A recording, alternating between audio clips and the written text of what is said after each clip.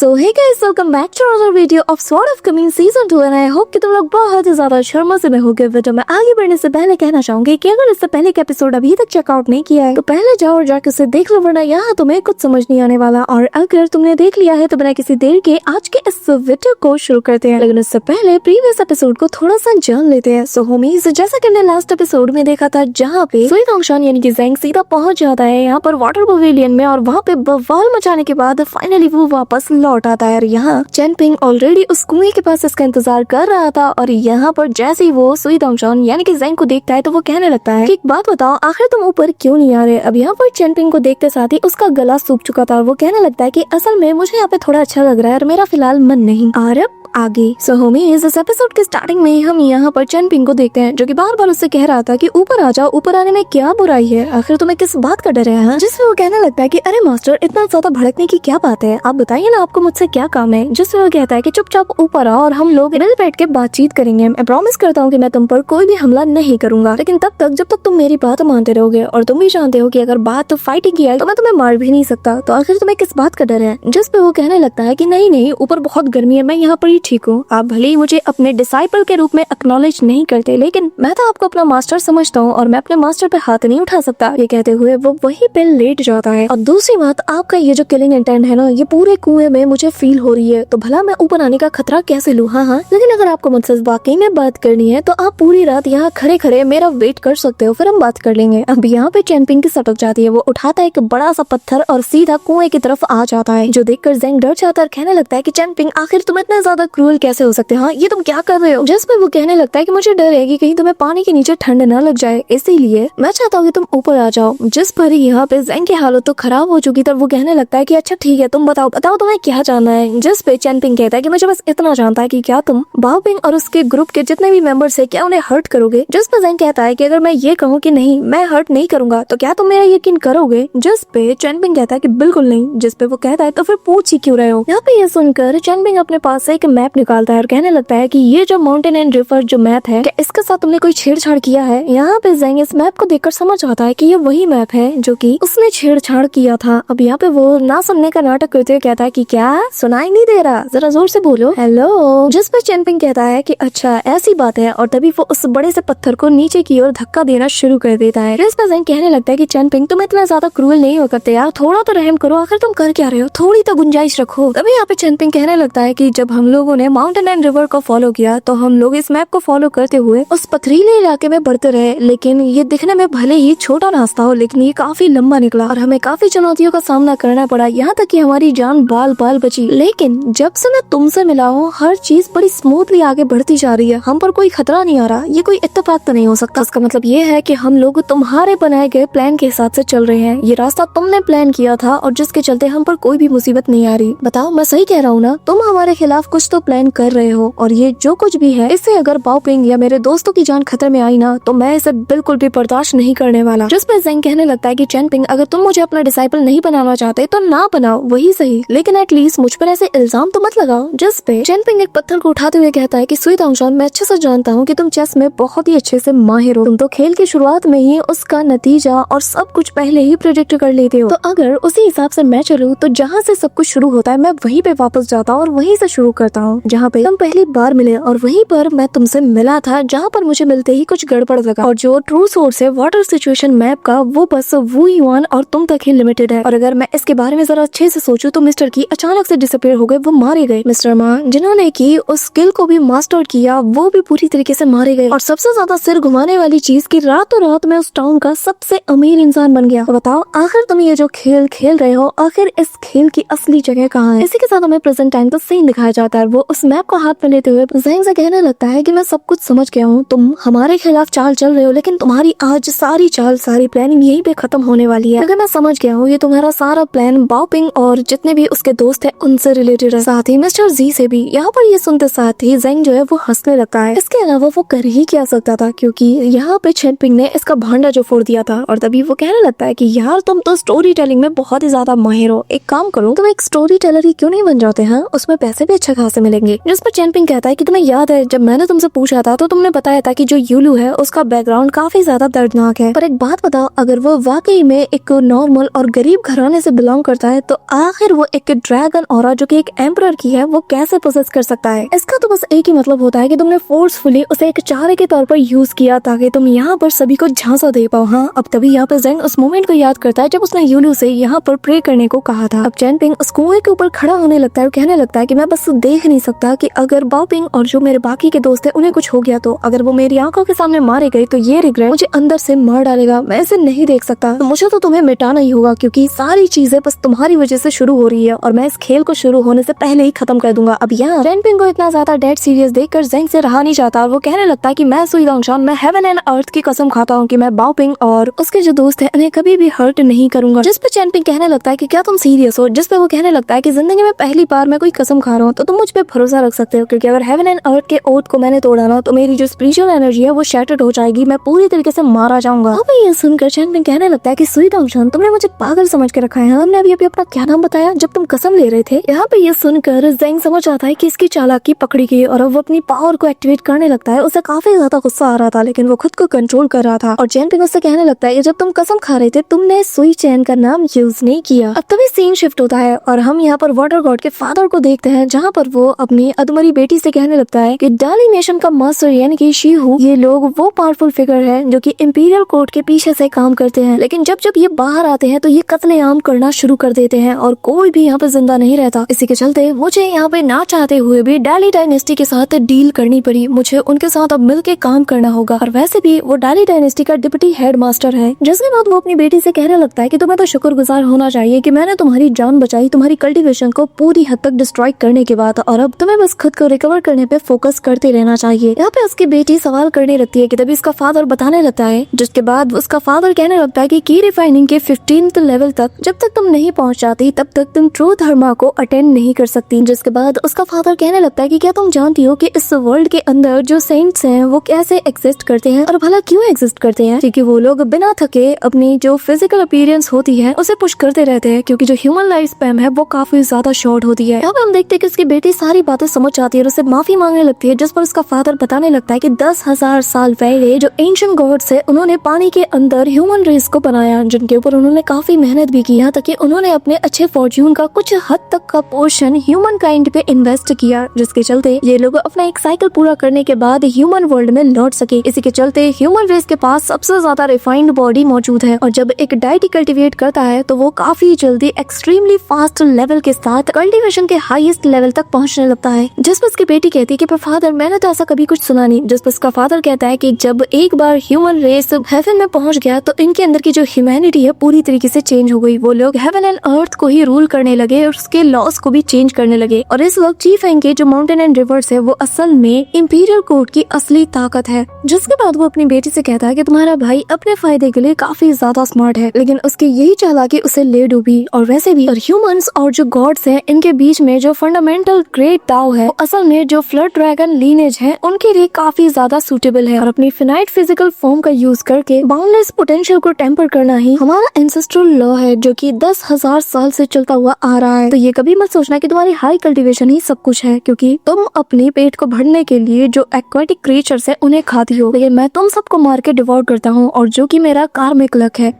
और ये बात उस सुई चैन की जो कि एक एंशिएंट फ्लड ड्रैगन को ऑक्यूपाई करता है, जब चाहे वो मुझे मार के भी डिवोर कर सकता है और अल्टीमेटली कल्टीवेशन का ये जो बिजनेस है ना ये ऐसे ही ले देकर ही चलता रहता है। तभी यहाँ पर पानी में तेज भूचाल आ जाता है और यहाँ पे वो बंदा कहने लगता है कि आखिर कौन है जो कि मेरी टेरिटरी में ऐसे बिना इजाजत के यहाँ पे घुस आया है। तभी यहाँ पे उसी ओल्ड मैन को देखते हैं जिसने की चैनपिंग के उसी हेयरपिन को चुराया था और वो कहने लगता है कि सुई चैन तुम कितने ज्यादा शरारती हो गए हो, जितने ज्यादा तुम यंग होते जा रहे हो उतने ही ज्यादा तुम्हारे हाथों से मरने वालों की तादाद बढ़ती जा रही है और लगता है कि अब मुझे ही तुम्हें वापस से सबक सिखाना पड़ेगा और तुम्हें डिसिप्लिन में लाना होगा। अब तभी वो जैसे पीछे मुड़ता है यहाँ पर वो उस फादर एंड डॉटर को देखकर कहने लगता है कि अरे रे मेरी हरकत पे ध्यान मत दो, मैं तो बस यहाँ पर चांद की रोशनी को देखने के लिए आया था, माफ करना कि मैंने आप दोनों को डिस्टर्ब किया, लेकिन अब मैं यहाँ से जा रहा हूँ। ये कहते हुए वो अपनी एक टेक्निक का यूज करता है लेकिन वो टेक्निक अच्छे से परफॉर्म नहीं कर पाती, जिसके चलते ये अपना सिर खुजाना शुरू कर देता है और तभी पीछे मुड़ के इन दोनों से कहने लगता है कि अरे हाँ मैंने अभी नोटिस किया कि तुम लोग भी असल में वाटर ड्रैगन हो, है ना। अब हम देखते हैं कि जो वाटर ड्रैगन का फादर था वो कहने लगता है कि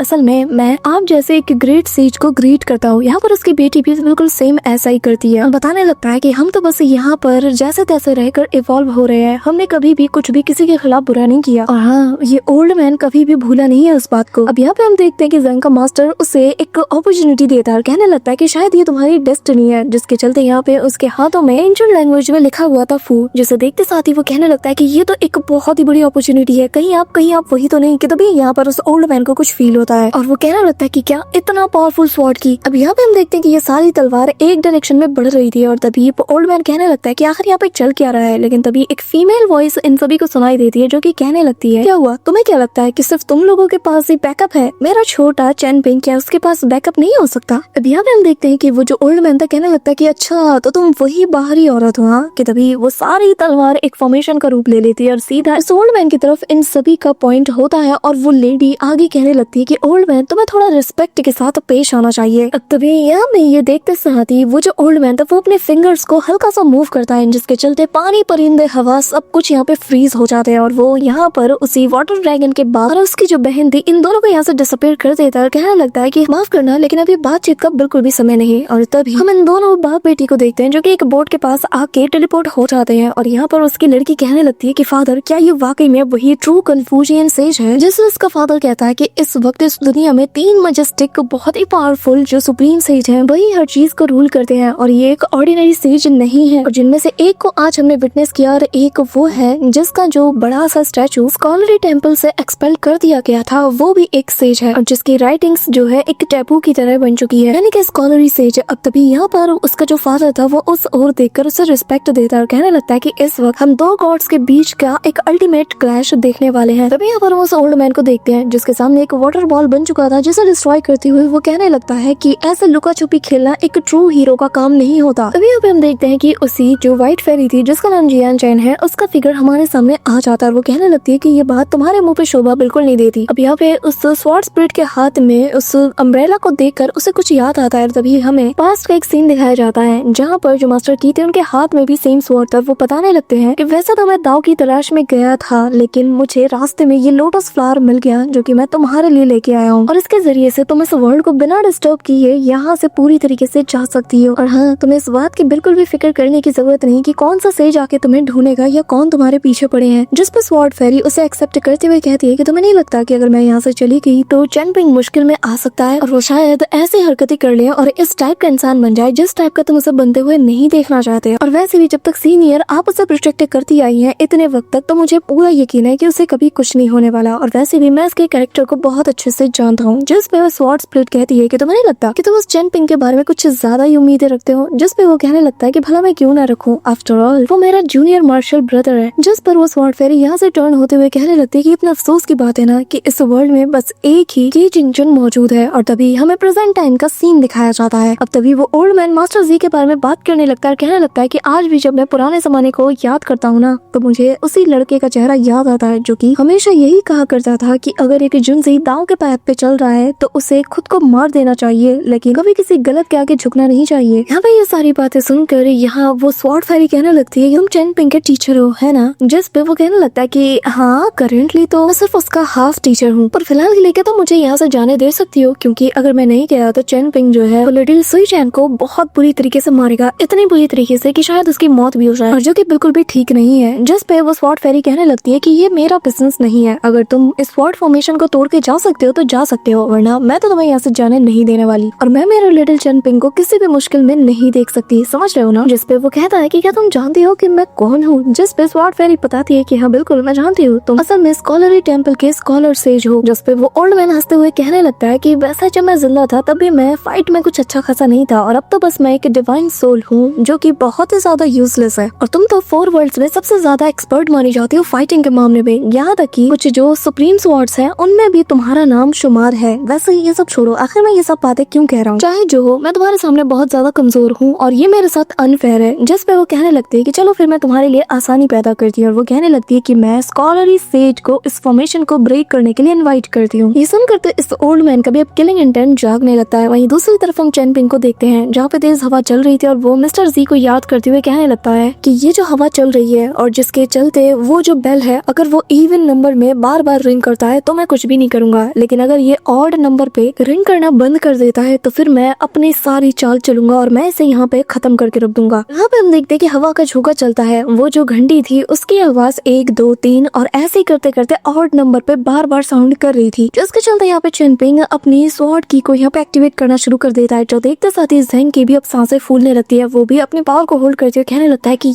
ये तो स्वॉर्ड एनर्जी है। यहाँ पे चेनपिंग फाइनल मूवमेंट का वेट कर रहा था एंड देन फाइनली हम देखते हैं कि वो जो बेल है वो वापस से ऑड नंबर पे रिंग होती है, जिसके चलते चेनपिंग यहाँ पर अपनी उंगलियों के इशारे से सीधा स्वॉर्ड एनर्जी तेजी से ज़ेंग की तरफ इसे लॉन्च कर देता है। यहाँ पर तेज स्वॉर्ड एनर्जी सीधा उस कुएं में गिरती है और यहाँ पे ना चाहते हुए भी सीधा ज़ेंग को अपनी फॉर्मेशन को एक्टिवेट करना पड़ता है। वो कहने लगता है कि चेनपिंग तुम ऐसा नहीं कर सकते, हमारे बीच बस एक डिसएग्रीमेंट हुई है और तुम पूरे के पूरे खेल को ही पलट रहे हो। हाँ, ये बिल्कुल ही अनफेयर है। तुम्हें भूलना नहीं चाहिए कि जो जी जुनजुंग है उसने न जाने कितने जगह कितने इलाकों को सर्च किया और तब जाकर उसने तुम्हें चुना, लेकिन तुम तो यहाँ पर बिना कुछ सोचे समझे ही एक्ट कर रहे हो। यहाँ पर चेनपिंग पूरी जी जान से स्वॉर्ड एनर्जी को उसके ऊपर उतारना शुरू कर देता है। ज़ेंग का जो फॉर्मेशन है वो टूटने लगता है। वो कहने लगता है कि नहीं, मैं इस स्वॉर्ड एनर्जी को खुद से टच करने नहीं दे सकता, क्योंकि इससे न सिर्फ मेरी बॉडी बल्कि मेरी पूरी की पूरी लाइफ भी जा सकती है। अब तभी वो यहाँ पर गुस्से के साथ कहता है कि चेनपिंग अगर तुमने मुझे अभी यहाँ पे खत्म नहीं किया ना तो मैं कसम खाता हूँ अगर मेरी पूरी जान भी चली जाए तो भी मैं तुम्हें मार के रहूंगा। यहाँ पे वो हैरान था कि उसका ये जो फॉर्मेशन है डिफेंसिव फॉर्मेशन, ये असल में टायर 5 का एक मार्शल आर्ट में शुमार किया जाता है, लेकिन यहाँ पर चेनपिंग का जो टायर 2 का जो मार्शल आर्ट स्वॉर्ड की है इजीली से ब्रेक कर रहा है। यहाँ पे ये देखते साथ ही वो अपने उसी टीचर और मास्टर जी दोनों को कोसना शुरू कर देता है और कहने लगता है कि आज मेरे साथ जो कुछ भी हो रहा है तुम्हारी वजह से हो रहा है। इसका जो थंडर सील मिरर है वो ऑलमोस्ट कोलैप्स होने के साइन दे चुका था और आधे से ज्यादा एंड में चेनपिंग का ये अटैक सीधा उसके शील्ड को ही ब्रेक कर देता है। वहीं दूसरी तरफ यहाँ पे वो जो स्वॉर्ड फेरी थी वो भी अपने स्वॉर्ड के जरिए से उस ओल्ड मैन के ऊपर हमला कर देती है, जहाँ पे वो ओल्ड मैन भी अपने डोमेन को एक्टिवेट कर देता है और यहाँ उसके हर एक स्वॉर्ड अटैक को वो रोक लेता है। लेकिन यहाँ पर स्वॉर्ड फेरी भी कम नहीं थी, वो यहाँ पर अपनी स्वॉर्ड की तादाद डबल कर देती है। ऑलमोस्ट 10 लाख से भी ज्यादा स्वॉर्ड सीधा उसके ऊपर हमला करती है, जिनमें से एक दो तो उसके बैरियर को भी पेनिट्रेट कर जाती है, जो देखकर वो ओल्ड मैन भी अपने बैरियर को और ज्यादा स्ट्रॉन्ग कर लेता है और सारे स्वॉर्ड्स को काफी दूर फेंक देता है। लेकिन अगली फुल फेरी वापस से उसके ऊपर हमला करती है। इस बार ये ओल्ड मैन एक बहुत बड़े से डोमेन को क्रिएट करता है, जिसके चपेट में वो जो स्वॉर्ड फेरी थी वो भी आ जाती है और पूरी जगह को ये अपने अंदर समा लेता है। लेकिन ये स्वॉर्ड फेरी वहाँ पर भी अपने स्वॉर्ड को कंट्रोल करते हुए उसके इस बैरियर को ये डिस्ट्रॉय कर देती है और तभी वो यहाँ पर जायंट से स्वॉर्ड को समन करते हुए सीधा उस ओल्ड मैन के ऊपर चार्ज करती है। यहाँ पर ये स्वॉर्ड ऐसा लग रहा था कि काफी सारे जो फॉलिंग स्टार्स के बीच में एक बड़ा सा मीटियोर लैंड कर रहा हो, लेकिन तब तक वो ओल्ड मैन भी एक टॉर्नेडो को यहाँ पे क्रिएट कर लेता है, जहाँ पर उसके जो दाव स्पेयर की ताकत है पूरी वो झोंक चुका था और यहाँ पे आसपास जो स्वॉर्ड्स थी वो उसका चक्कर काट रही थी और वो कहने लगता है कि ये जो स्वॉर्ड अरे है ये पूरी तरीके से हेवन एंड अर्थ को आइसोलेट कर रहा है और मुझे समझ नहीं आ रहा कि आखिर मेरा बेवकूफ डिसाइपल इस वक्त किस कंडीशन में होगा, और अगर ऐसे ही चलता रहा सब कुछ तो फिर मेरे हाथ से सब कुछ बिगड़ जाएगा, मुझे कुछ ना कुछ जल्द से जल्द करना होगा। अब तभी यहाँ पर हम देखते हैं कि स्वॉर्ड फेरी वापस से उस पर हमला करती है और वो दोनों हाथों से उसके अटैक को रोकते हुए कहने लगता है कि एक बात बताओ, क्या हम लड़ने के लिए कोई और मेथड का यूज नहीं कर सकते? जिसके बाद वो ओल्ड मैन आगे कहता है कि चिंता मत करो, जो मैंने तुमसे प्रॉमिस किया है मेरा प्रॉमिस बिल्कुल वैसा ही रहेगा। अब तभी हम चेनपिंग को देख रहे हैं जिसके ऊपर काफी तगड़ा वाला इम्पैक्ट पड़ चुका था और वो काफी दूर जाके गिरता है। इस दौरान हम ज़ेंग को देखते हैं जो कि कुएं के अंदर बहुत बुरी तरीके से इंजर्ड हो चुका था और तभी हम चेनपिंग को देखते हैं जो कि वापस से उसके ऊपर हमला करने के लिए जाता है, लेकिन तब तक यहाँ पर ज़ेंग जो था वो अपने पगोड़े को एक्टिवेट कर लेता है और उसका गोल्डन पगोड़ा यहाँ पर कुएं के बाहर आते साथ ही अपने मैसिव फॉर्म को अचीव कर लेता है और यहाँ पे वो आते साथ ही चेनपिंग के ऊपर इम्पैक्टफुली प्रेशर डालने लगता है। इस दौरान जो ज़ेंग है वो कहने लगता है कि जब से मैंने अपने सेक्ट को बिट्रे करके उसे छोड़ा है ना, तो तब से लेकर आज तक मेरी इतनी बुरी हालत कभी नहीं हुई जितना इस 2% के लड़के ने मेरी हालत कर दी है। बस थोड़ी देर और चेनपिंग, मैं तुझे जान से मार दूंगा। तुमने जो मेरे साथ किया है ना, मैं इसका